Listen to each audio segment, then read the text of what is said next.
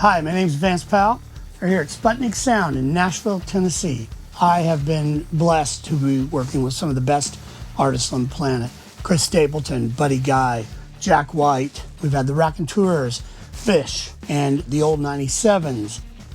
So there's a bunch of things in the pack that come from my long-running collection of analog gear. There are some really cool things in there. I have a GML 8900 compressor that I bought from George Massenburg himself. There's also a few other things. The Empirical Labs Fatso, the Empirical Labs Distressor, UTA, Unfairchild. But probably the biggest thing that I get a lot of my sounds for recording is a couple of pedals. One of them is a polysaturator pedal, and then the other one is a pedal that was custom made for me called the Beard Verb. That gets used on every record that I do, and we modeled that loop for ControlHub. The other thing is I like to use distortion and delay, and I like to use analog delays, but there's another chain I use, which is a Rat pedal, original Rat, all original, early Proco, into an old Roland DM100.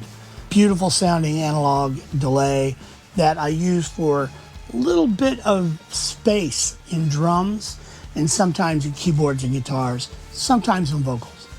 So there's a couple presets on here that are my go-to vocal chain. There's a preset called Vocal Crush. There's a Vocal Distort for distortion, and the third one called Vocal Clean. Use the vocal distortion if it's a rock thing and just slide it in a little bit. But Crush and Clean should be equal level, and they basically are just going to be not really in parallel. They're just send the vocal to them on a pair of auxes, balance the two to get the thing that you need. The thing that does is it allows the vocal to sit in the mix really nicely and not having to chase it around a lot. But I've used that setup on so many records, all of Chris Stapleton's records.